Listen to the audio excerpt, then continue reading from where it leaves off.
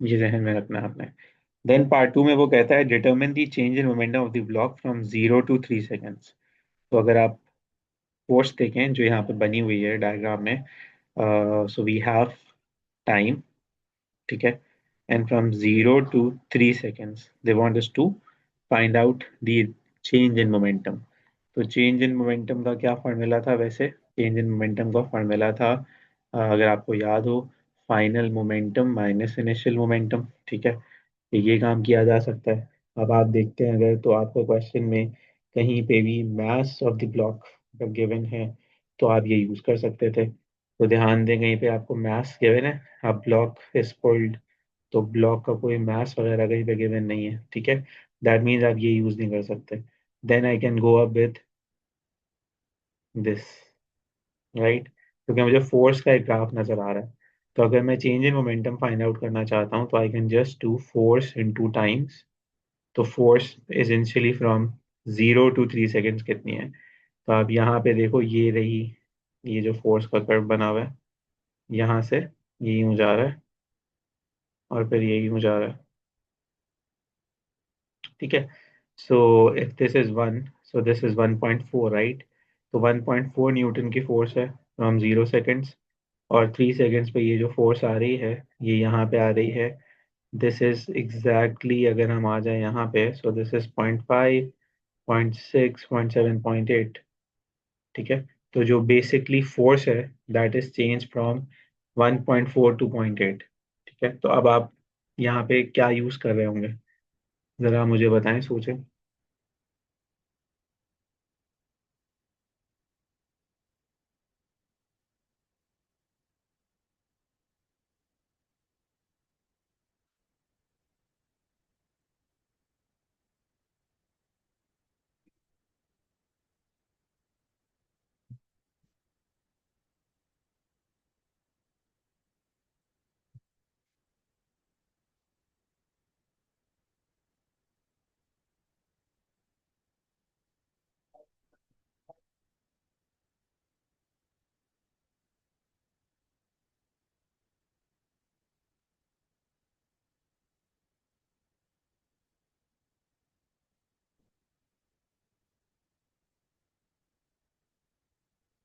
तो मैं ये कह रहा था कि आपने ये फॉर्मूला यूज करना है चेंज इन मोमेंटम का। तो अब फोर्स आप क्या रखेंगे यहाँ पे? तो हमने लिखा है delta P is force into times, ठीक है। सो फोर्स बेसिकली अब आप रखोगे 1.4 minus 0.8, because that's the change in force, and time is 3 seconds. तो इसका आंसर आ जाएगा 1.4 minus 0.8 into 3 is 1.8 kilograms metres पर सेकेंड, ठीक है। ये इसका सिंपली आंसर आ जाएगा। यहाँ तक बात सबको समझ में आती है? जी सर।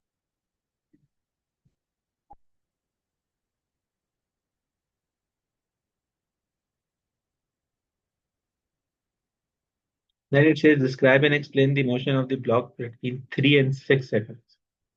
तो 3 और 6 सेकेंड में आपको ब्लॉक का मोशन डिस्क्राइब करना है यहाँ से यहाँ तक।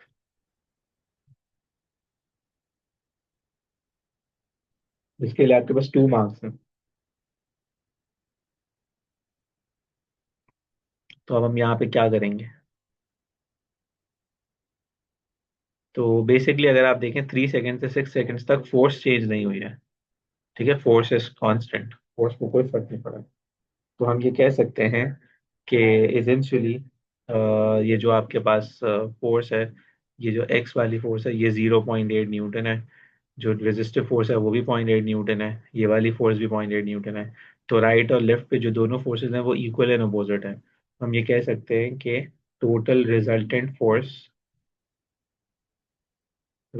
फोर्स स्टेज 0 न्यूटन, ठीक है। So the object continues to move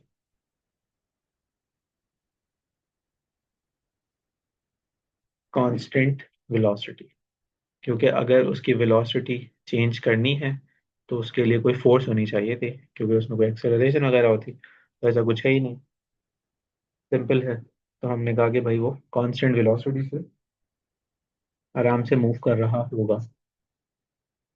ठीक है, ये हो गया हमारा पार्ट। आपको इसके स्नैपशॉट्स मिल जाएंगे, तो इसमें आप परेशान नहीं होइएगा, लेकिन ध्यान रखिएगा कि हमने क्या किया था। अच्छा, पार्ट टू में वो कहता है force x produces a total power of 2 what while moving between 3 and 6 seconds, calculate the distance. ठीक है, हमें डिस्टेंस चाहिए, तो पावर देख के हम परेशान नहीं होंगे। पावर हमारा ओ लेवल्स का ही कॉन्सेप्ट है, which is work done per unit time. तो कोई ऐसी नई बात नहीं है, हम कर सकते हैं। और अगर हम पावर को रिलेट करना चाहें उससे, डिस्टेंस वगैरह से, तो हम लिख सकते हैं वर्क की जगह पे force into displacement upon time. ठीक है, ये सब कुछ हम कर सकते हैं यहाँ पे। तो अब अगर देखा जाए तो हमारे पास आई थिंक सभी चीज़ें मौजूद हैं यहाँ पे।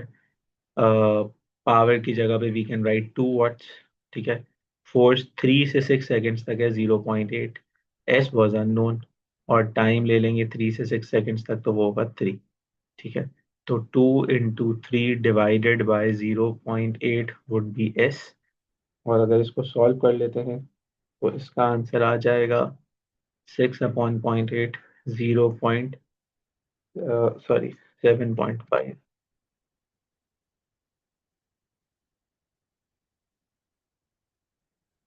तो यहाँ से erase कर लेते हैं, दिस इज 7.5 मीटर्स। ये बताइए, बात समझ में आती है आपको?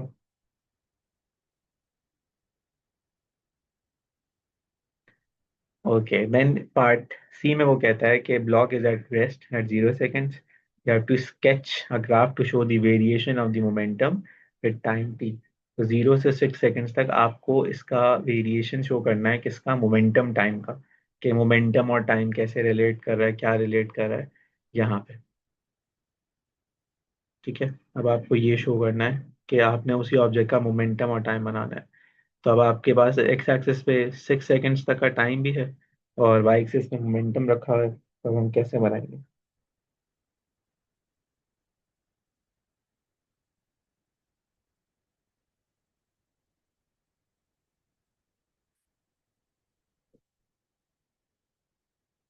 तो सबसे पहले तो आप ये देखें कि जो आपका ऑब्जेक्ट था, उसके ऊपर 0 सेकेंड से लेके 3 सेकेंड्स तक जो फोर्स थी एक्स, वो कितनी थी? तो वो थी 1.4 न्यूटन।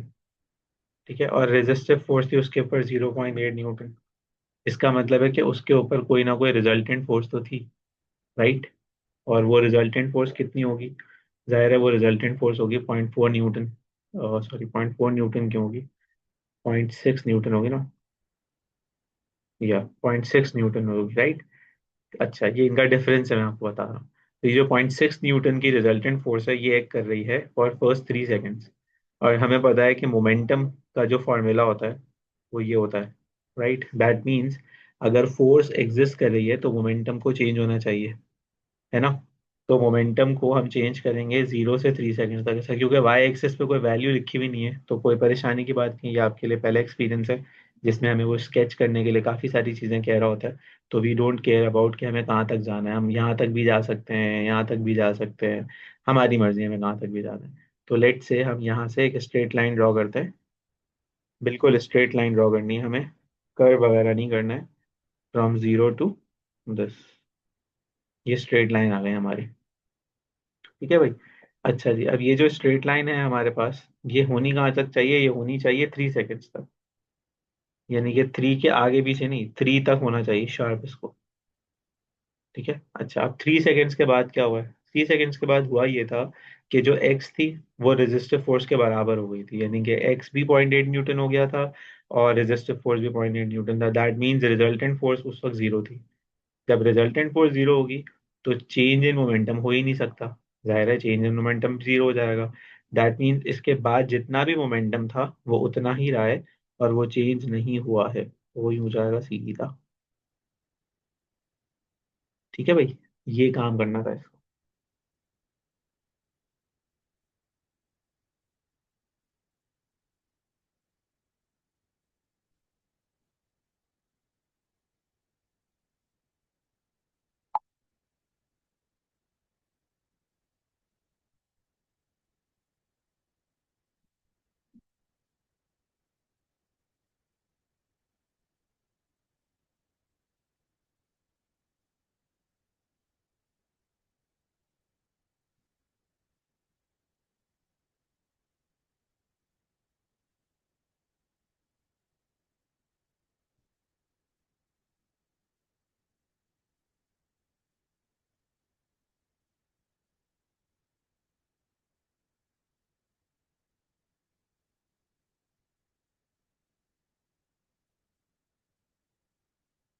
चलते हैं हम थोड़ा सा और आगे।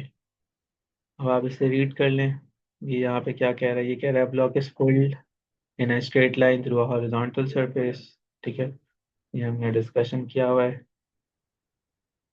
ये आई थिंक बिल्कुल वैसा ही है, इसको आप होमवर्क में कर लेना। हाँ, ये वाला करते हैं, ये मजे का सवाल है। पहले वो क्या कहता है, क्वेश्चन 3A में कहता है state the principle of conservation of momentum. तो मोमेंटम कंजर्वेशन का प्रिंसिपल आप लिख दें, total momentum for an isolated system before collision equals the total momentum after collision. ये हमने किया हुआ भी है, पहले भी किया था। ये वही है, इसमें कोई नई बात नहीं है। ठीक है, तो ये आप कर सकते हैं। पार्ट बी में वो कहता है फाइबर इज इनिशियली स्टेशनरी। ठीक है, it explodes into 3 fragments A B and C that move in a horizontal plane. ठीक हो गई बात। अब वो आपसे क्या कह रहा है आगे। अब वो आपसे ये कहता है कि हमें एंगल थीटा फाइंड आउट करना है। ठीक है, कोई मसला नहीं है। तो इस तरह के क्वेश्चंस आजकल रिपीटेडली आ भी रहे हैं, तो इसे एक दफा तसल्ली से देख लें। इस क्वेश्चन में आपको मोमेंटम कंजर्वेशन अप्लाई करना है, लेकिन मोमेंटम कंजर्वेशन अप्लाई करना है आपको दो एक्सेस पे, एक्स एक्सेस पे भी और वाई एक्सेस पे भी। इसका आपको ख्याल रखना होगा।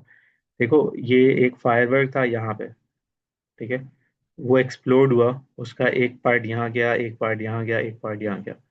तो अगर मैं आपसे ये कहूँ कि हम इसके जो कंपोनेंट्स हैं वो बना लें, तो उसमें से एक ये कंपोनेंट बन जाएगा इसका। अच्छा, इस वाले अगर हम फ्रैगमेंट को देखते हैं, विच इज फ्रैगमेंट सी।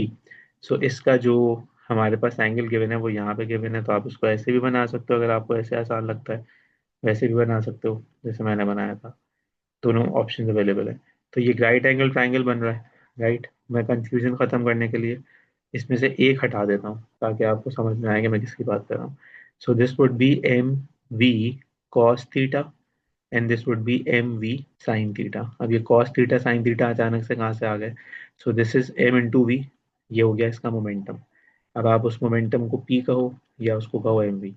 तो अब एक राइट एंगल ट्राइंगल में अगर हाइपोटेन्यूज है एम वी, ठीक है, तो उसका जो एडजेसेंट साइड होगा जहाँ पे थीटा बना हुआ होगा वो क्या होगा, वो होगा पी कॉस थीटा, राइट।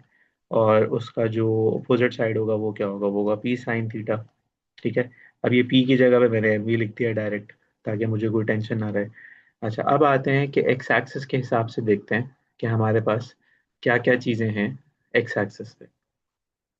तो before collision momentum and after collision momentum should be equal. Before collision, जब कोलिजन हुआ ही नहीं है, क्योंकि ये किसी चीज से आगे फायर क्रैकर टकराया नहीं है, किसी चीज से आगे टक्कर नहीं मारी इसने। तो बिफोर कोलिजन तो कुछ था ही नहीं किसी भी कंपोनेंट का, तो दैट जीरो। आफ्टर कोलिजन देखते हैं एक्स एक्सिस पे क्या है। तो अब ध्यान से देखना, आफ्टर कोलिजन एक्स एक्सिस पे क्या क्या मिलता है हमें। तो फ्रैगमेंट ए हमें नजर आ रहा है एक्स एक्सिस पे जा रहा है। फ्रैगमेंट सी हमें नजर आ रहा है एक्स एक्सिस पे है, बट डायरेक्शन अपोजिट है, ये राइट है ये लेफ्ट है। ठीक है। अच्छा, फ्रेगमेंट बी भाई साहब एक्स एक्सिस पे है ही नहीं, वो तो सिर्फ वाई एक्सिस पे जा रहा है। तो इसका तो कोई डिस्कशन हमें करना ही नहीं चाहिए। तो हम आते हैं वापस और हम लिखते हैं कि भाई फ्रेगमेंट ए का जो एक्स एक्सिस पे मोमेंटम है, लेट से राइट हैंड साइड को हम पॉजिटिव ले रहे हैं और हम कहते हैं कि ये होगा mass which is 3m into velocity that is 4। ठीक हो गई बात। और फिर होगा माइनस। अब ये माइनस क्यों हुआ, क्योंकि राइट हैंड साइड को हमने पॉजिटिव लिया है, तो लेफ्ट हैंड साइड पे जा रहा है फ्रेगमेंट सी। ध्यान से देखो, तो अब यहाँ पे इसका जो कंपोनेंट है एक्स एक्सिस वाला वो है सीधा सीधा एम वी साइन थीटा। ठीक है, तो अब आप अगर इसको सॉल्व करते हो तो what you have is m v sine theta is equals to 12m, right. तो m कैंसिल आउट हो जाएगा, राइट, तो that becomes v sine theta equals to 12। ये है along x axis. Then similar काम करना पड़ेगा वाई एक्सिस के लिए भी। सो अलॉन्ग वाई एक्सिस देख लेते हैं फिर हम। वाई एक्सिस पे क्या है, momentum before collision equals momentum after collision. Before collision zero है, वाई एक्सिस पे कुछ भी नहीं है। आफ्टर कोलिजन क्या है, आफ्टर कोलिजन फ्रैगमेंट बी है, वो है 6 × 2m, राइट। और ऊपर जा रहा है ये, सो लेट से अप को हम पॉजिटिव ले लेते हैं। एंड ये जो फ्रैगमेंट सी है ये नीचे जा रहा है, सो इसको होना चाहिए minus m we cos theta, क्योंकि ये कंपोनेंट इसका वाई वाला है। तब आप इसे यहाँ शिफ्ट कर दो, so that becomes M we cos theta is equals to 12m।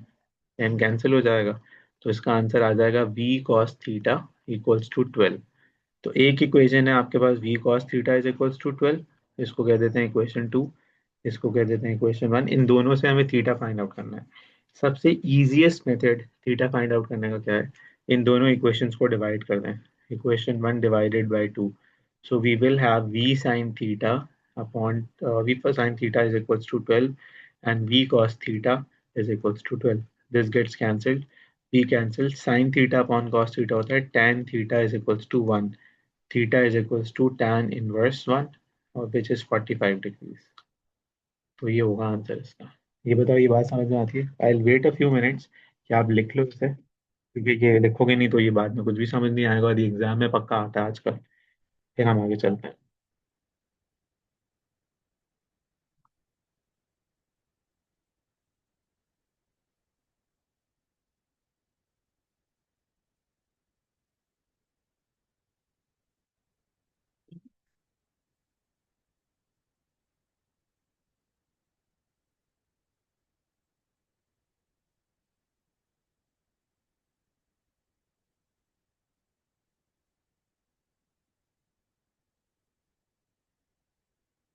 We cos theta लिखा है, टू नहीं लिखा है, उसके आगे लिखा हुआ है 12. वी कॉस थीटा के आगे लिखा हुआ है 12. ये सिर्फ एम कैंसिल हुआ था अगर आप इस वर्किंग को ध्यान से देखो.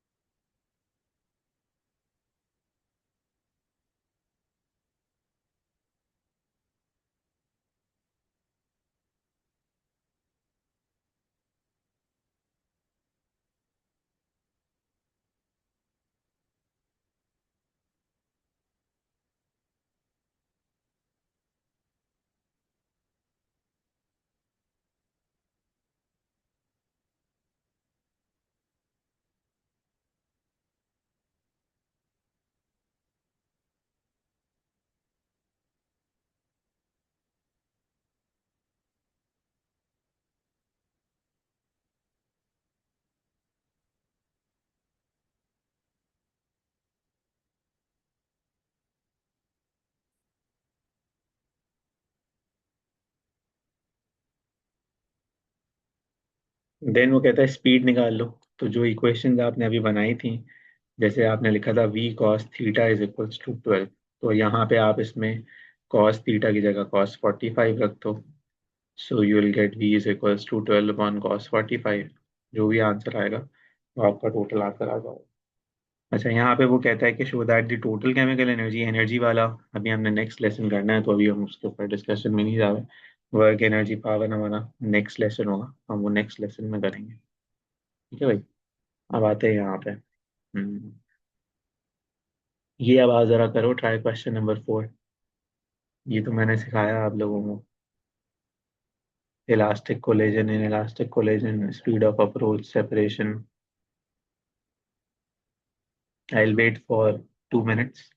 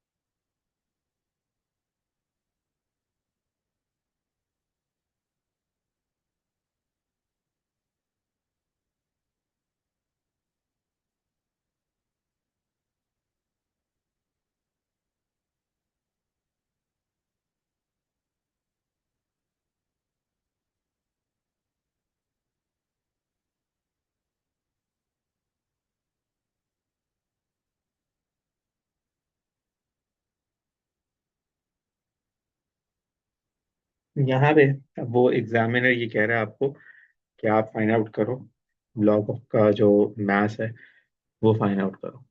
तो वो फाइंड आउट करना बिल्कुल भी मुश्किल काम नहीं है। उसने आपको कहा कि भाई एक्स के पास जो काइनेटिक एनर्जी है वो है 0.30 जूल्स और एक्स का मोमेंटम आपके पास है। तो एक फॉर्मूला है जो रिलेट करता है काइनेटिक एनर्जी और मोमेंटम को, दैट्स p² अपॉन 2m। अब आप ये लंबा काम भी कर सकते हैं कि मोमेंटम होता है mv और फिर काइनेटिक एनर्जी होती है हाफ mv²। वहां से आप मास निकाल लो, ये भी कर सकते हो, बट ये ज़्यादा आसान है। तो मैं ये डायरेक्टली लिखूंगा kinetic energy is p² which is 0.37 divided by 2 × m। ठीक है, काइनेटिक एनर्जी 0.30 जूल्स, 0.30 आ जाएगा यहाँ पे, और ये है 0.37² divided by 2m। So m is equals to कितना आ रहा है m भाई?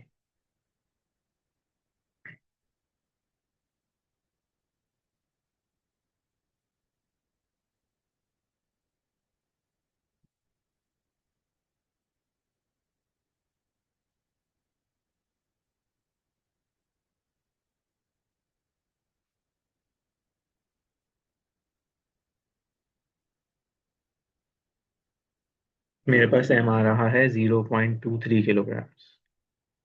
ठीक है, हो सकता है आपके पास भी आ गया हो। जबरदस्त, नाइस। चलते हैं आगे।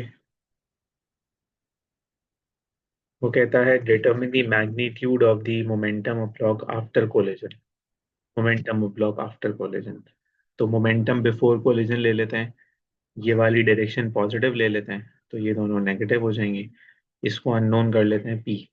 ठीक है, तो पहले होना चाहिए before collision 0.37 minus 0.65 is equals to 0.13, और इसको होना चाहिए p। ठीक है, तो अब आ जाते हैं 0.37 minus 0.65 plus 0.13 is equals to p।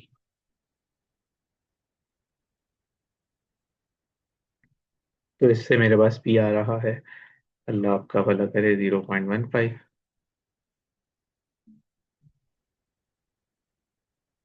Kilograms metre पर second which is Newton second. और उसकी डायरेक्शन भी मैंने सही अज्यूम की हुई है, ये वाली पॉजिटिव है तो पॉजिटिव ही आंसर है। अगर नेगेटिव आंसर आता तो मैं कहता कि p जो है ना, अगर अगर ये आता तो मैं कहता कि p जो है ना वो राइट साइड में होना चाहिए। लेकिन अभी है नहीं ऐसा, अभी मैंने सिर्फ प्लस p रखा है तो आंसर ये आ गया। ठीक है बेटा, ये बताइए, बात समझ में आती है?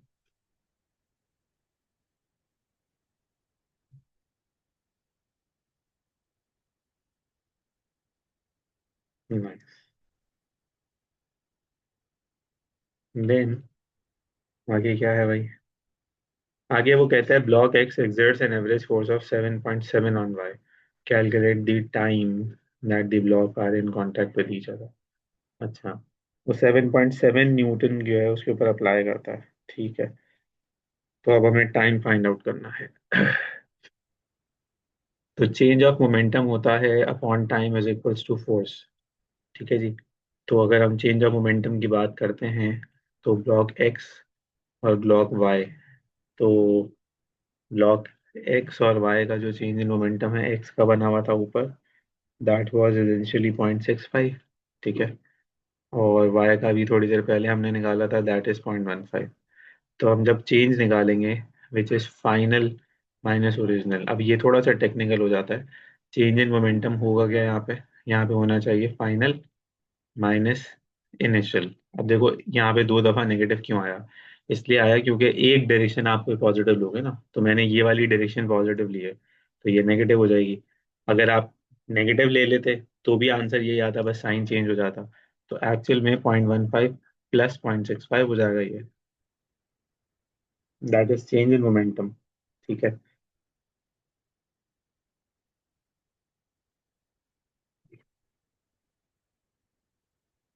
बल्कि दो दफा क्यों कर रहा हूँ, एक ही दफा होगा ना भाई। या तो वहां लिखोगे या यहाँ लिखोगे, या sorry my bad, 0.15 minus 0.65, that is going to be change in momentum final minus initial momentum upon time. हमें नहीं पता, जबकि हमें फोर्स पता है।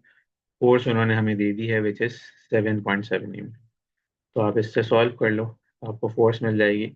मेरे पास आती है फोर्स, सॉरी टाइम, यहाँ से मेरे पास आता है, कितना आता है भाई टाइम? 0.065, ये आता है टाइम मेरे पास।